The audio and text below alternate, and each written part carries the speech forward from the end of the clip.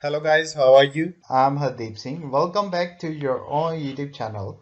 IELTS updates and recent exams. For more updates related to recent IELTS exam writing test topics, listening, reading, practice test, and speaking, you got guesswork. Please guys participate in everyday listening and reading practice test to achieve your desired band score in your actual IELTS exam. Please hit the like and subscribe button. Press the bell icon for the upcoming notifications. Don't forget like, subscribe and share my YouTube channel and my Facebook page, IELTS updates and recent exams. Part 1. You will hear a conversation between a lost and found agent and a woman who's lost something. First, you have some time to look at questions 1 to 4.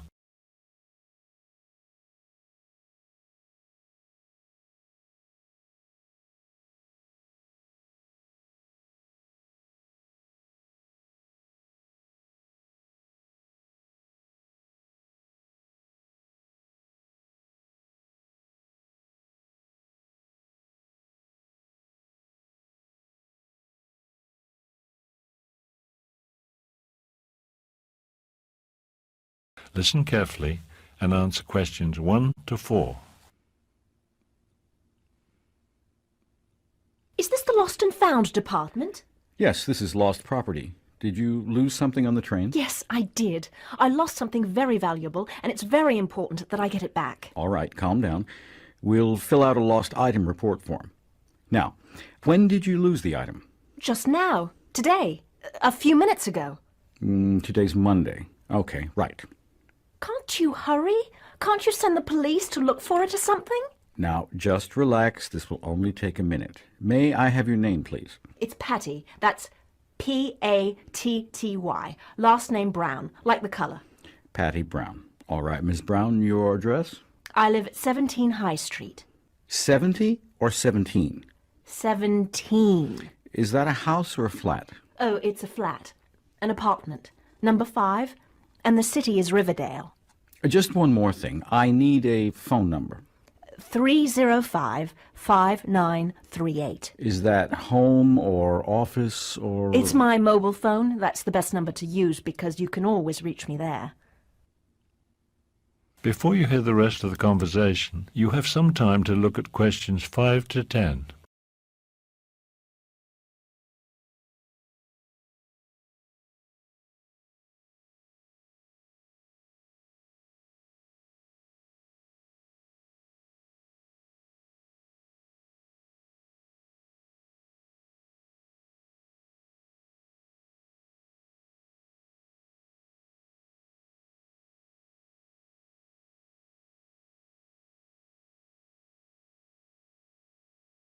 Now listen and answer questions 5 to 10.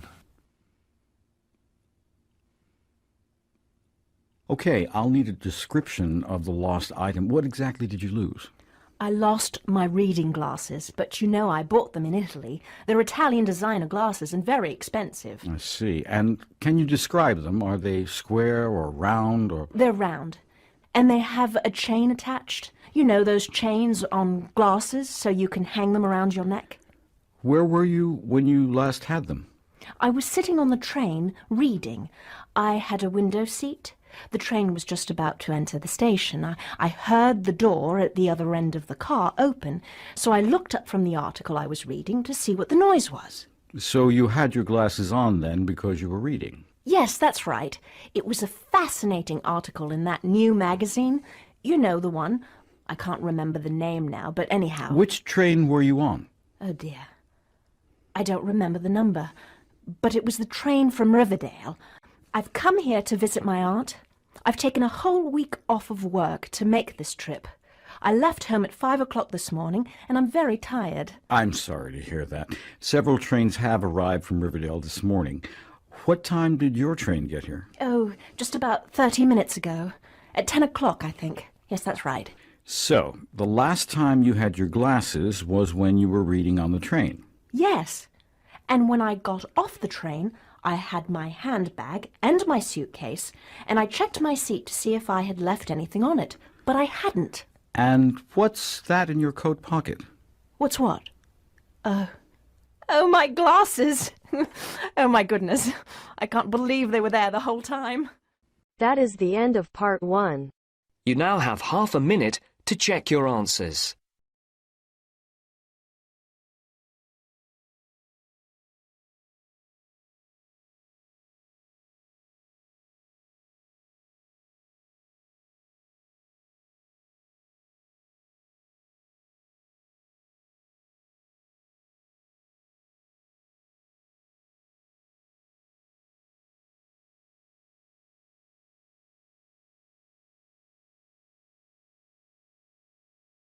Now turns to part 2. Part 2. Section 2. You will hear a recording of a talk about student housing. First, you have some time to look at questions 11 to 14.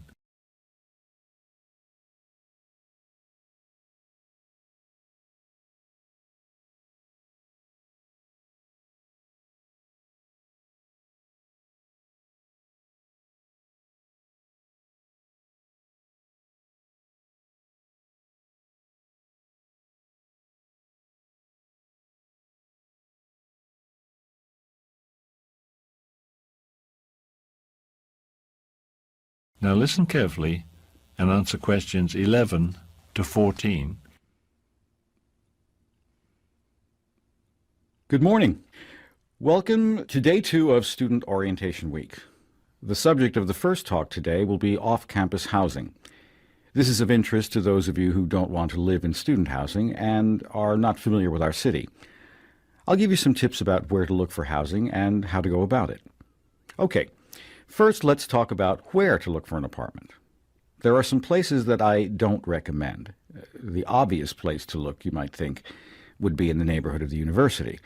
However, that's probably not a very good idea because, unfortunately, this is one of the more expensive areas of the city to live in. The downtown area is a popular place to visit.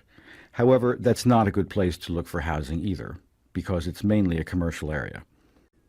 There are very few apartments there. It's also rather far from the university. So, where does that leave us?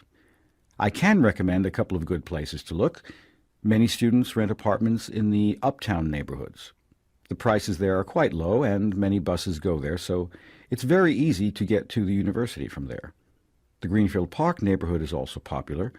It's closer to the university, but not many buses run in that direction, so you'll need a car if you choose to live there. Before you hear the rest of the talk, you have some time to look at questions 15 to 20.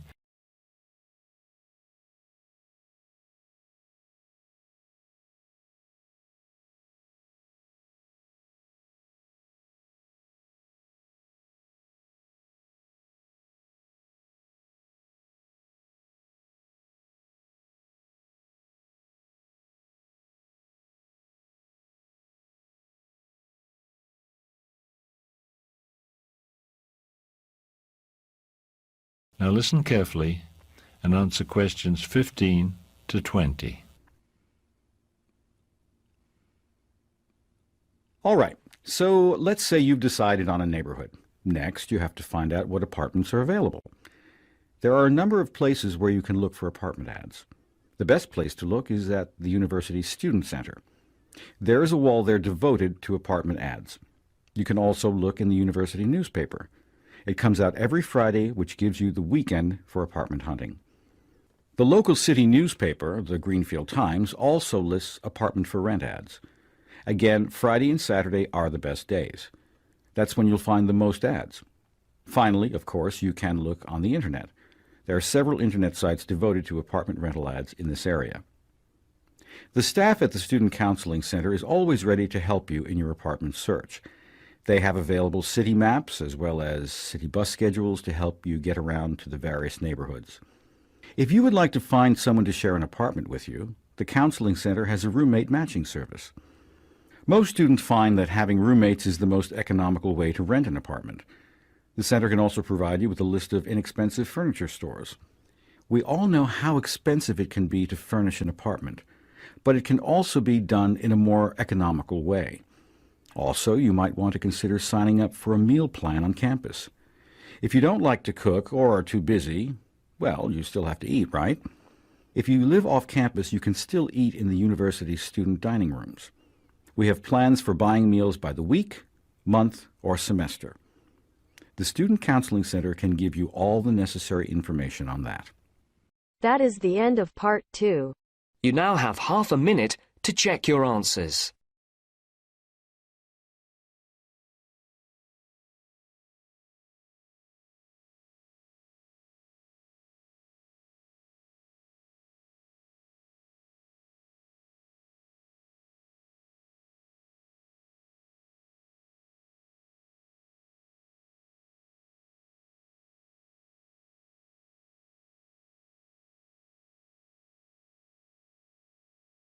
Now turns to Part 3. Part 3. You will hear a student asking Professor Jameson for advice in choosing courses for next semester. First, you have some time to look at questions 21 to 23.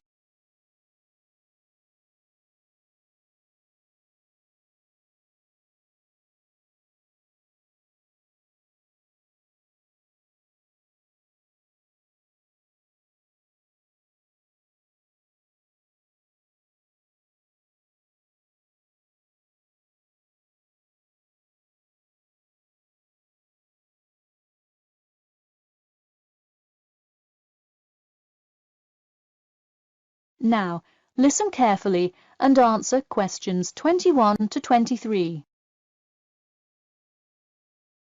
Hi, Professor Jameson. I was hoping we could talk this week about choosing courses for next semester. That sounds great. Any idea yet, or what you'd like to take? Well, I was hoping you could kind of tell me. There are so many to choose from. I don't even know where to start. Sure. Well, first things first. Do you know what you will major in? It's important to take courses that are relevant to your career path. Well, I think I want to major in biology. I want to go to medical school, so it seems like it would make sense. I agree. If you like biology, it's definitely a good idea to focus on that, since so many of the requirements overlap. Okay, so I should take a few biology classes then? Yes, let's start there. You should pick 1 or 2 biology classes. Not just any biology classes, though. If possible, read online or talk to senior fellows and find out about the structure of the courses. You don't want to end up signing up for 2 classes that require labs in the same semester. You'll spend so much time in the biology department that you won't see the light of day. All right, good idea. I heard labs can be as long as 4 hours. That's true. And another thing, make sure the topic is either relevant to your major or something you're interested in learning about. It sounds obvious, but do not just take a class because you heard it was easy or because it does not require attendance. Of course not, though it would be really nice to have at least one class that's a little bit less rigorous than the ones I'm taking this semester. I barely sleep as it is with all this studying. That may have more to do with your study habits, though I don't disagree that your schedule is really difficult this semester. Before you hear the rest of the talk, you have some time to look at questions 24 to 30.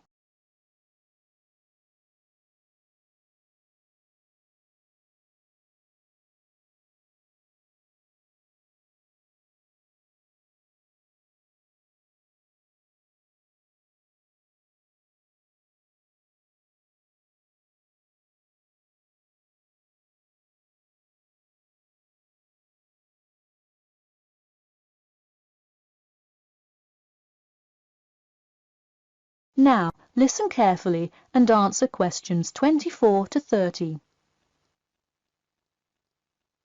So, any idea which biology classes you may decide on for next semester? Well, I was thinking of taking human physiology. It sounds relevant and interesting. I think it is an interesting class, but I would recommend against it. You're already in human anatomy, which also covers physiology, so it would be repetitive and probably not the best use of your time. If I already know some of the stuff, I could take it to boost my GPA a little bit. You could maybe do that, except the professor that teaches it is famous for giving out the fewest A's of any professor. Oh well, never mind. Now, changing subjects. Have you decided yet on your research topic? Well, I actually decided. I don't want to do a research paper. I'm going to do a dissertation instead. I think I will much more enjoy coming up with a thesis and finding all the details to support it. I see. Didn't you already do some of the research, though? What happened to that? Well, I started doing research. Then the more data I collected, the more complicated things got. I realized I would have to take a lot more steps to randomize the sample, and then I realized I would need to control for more factors. I see. What kind of data collection did you do? I interviewed employees at the water treatment facility after Professor Dickinson recommended it. I understand. Well, the research paper could be much more outside work, but it may be worth it if that is what you're interested in. No, I am a lot happier just doing the dissertation. That's fine with me. Just remember, you need to finish your first draft and send it in soon. It's already the middle of February. Oh wow, it is, isn't it? I just have to finish it by the end of March, right? Yep, but don't forget, the date will really sneak up on you. Okay, I'll make sure to set reminders in my calendar. And who do I talk to about registering my dissertation? You should go to the department office and then talk to the secretary. I thought I needed to talk to the department head. Not for registering. If you need help developing your dissertation, that's when you should go to the department head. Ah, I see. And who would I see about getting access to the database of past research on my topic? That you can find in the computer lab, specifically in the office. You'll have to ask a lab technician to give you access. Okay, well, I'll go ahead and get started on that then. Thanks. That is the end of part 3. You now have half a minute to check your answers.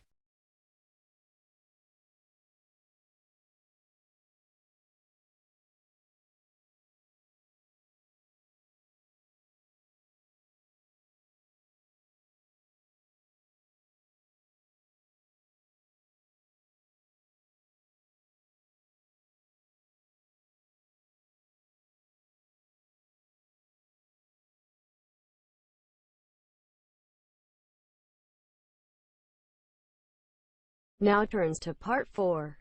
You will hear part of a lecture about the role of sleep in humans and animals. First, you have some time to look at questions 31 to 40.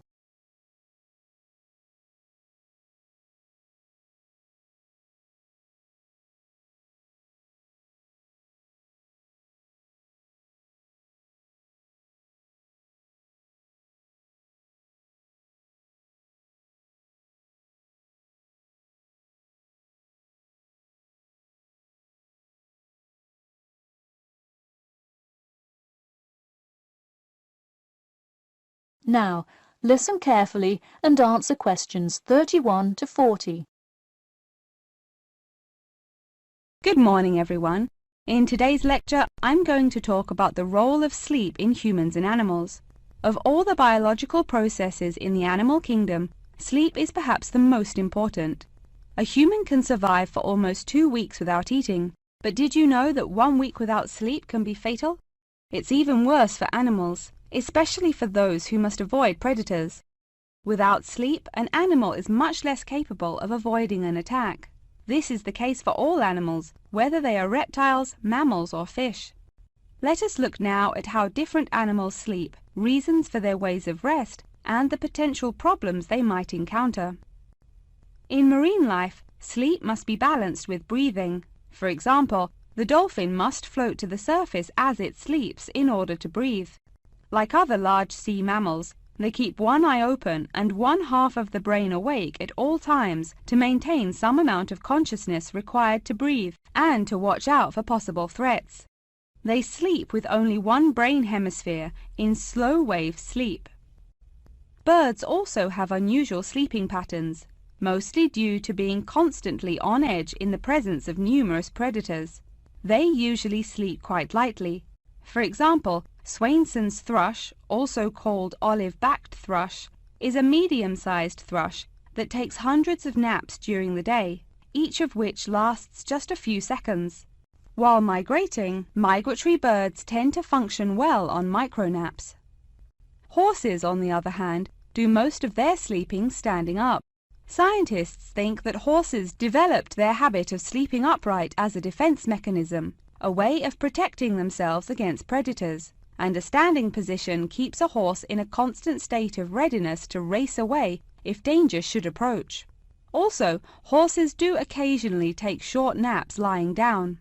Horses are heavy animals with big muscles, but their bones are surprisingly delicate, so lying in one position for a long time could well injure a horse. Just like humans, animals can also have sleeping problems. Dr. John Hendricks and Adrian Morrison from the School of Veterinary Medicine, University of Pennsylvania in Philadelphia, determined that certain diseases were primarily associated with the sleep states in animals. In their research, they emphasized that because so much in this area still remains unclear, animal models were very important for studies of sleep disorders. The physiology of sleep in animals is similar to that of humans. But why do we humans sleep? Researchers and scientists believe it helps us organize our memories of the day, that sleep acts as a kind of filing system for the brain. Without it, our thoughts become disorderly and confused, which leads to increased likelihood of accidents and a tendency to say and do bizarre things. Researchers also believe that sleep plays a key role in learning. We sleep so that the brain can integrate new knowledge and form new associations. Because of the similar sleeping pattern to that of humans, rats are often studied in order to increase our knowledge of human physiology. In one study, rats were kept awake for almost 2 weeks and their behavior was observed. Researchers found the sleep-deprived rats could hardly remember anything of what they had been taught that day. For example, one rat had been taught to recognize pictures of various Parisian landmarks in order to receive food.